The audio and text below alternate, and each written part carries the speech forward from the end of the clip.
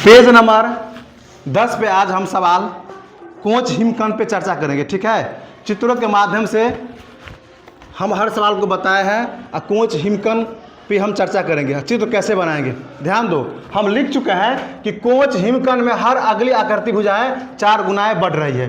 कैसे बढ़ रही है और कैसे हम आकृति बनाएंगे, आकृति के माध्यम से हमको पता करना है। ठीक है, तो ध्यान दो। ये क्या बन गया?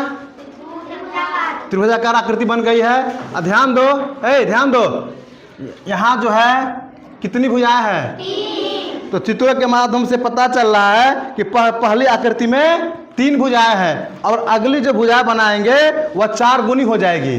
कितनी गुनी? 4 गुनी। तो ध्यान दो कैसे बनाएंगे।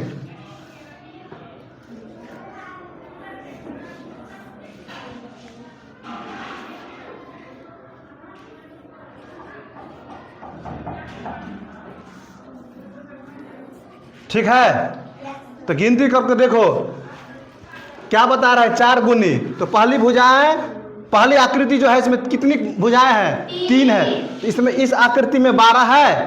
तो गिनती करो, 1 2 3 4 5 6 7 8 9 10 11 12 हो गया ना। तो चित्रों के माध्यम से यानी आकृतियों के माध्यम से पता चल रहा है कि यहाँ अगर 3 भुजाएं हैं तो अगली आकृति में 12 भुजाएं हैं। तो कितनी हो गई? 12 चौक।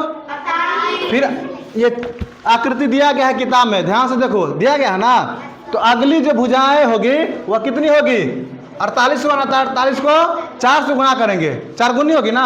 कितनी होगी? 192। और फिर 192 को फिर 4 गुनी है ना, तो फिर 4 से गुना करेंगे तो कितनी भुजाएं होगी? तो किताब में देखो ध्यान से, ये चित्र जो है, ये आकृति जो है थोड़ा टफ है। ठीक है, ध्यान से बनाओगे, आराम से बनाओगे, एक एक करके तो आराम से बन जाएगा। ठीक है, और हम आकृति कैसे बनाए हैं और कितने भुजाएं हैं समझ लो, और फिर अपने कॉपी पे बनाओ आकृति हम कैसे बनाएंगे और किताब के माध्यम से कैसे बना है। ठीक है, ध्यान से देखो और फिर आकृति बनाओ। ठीक है।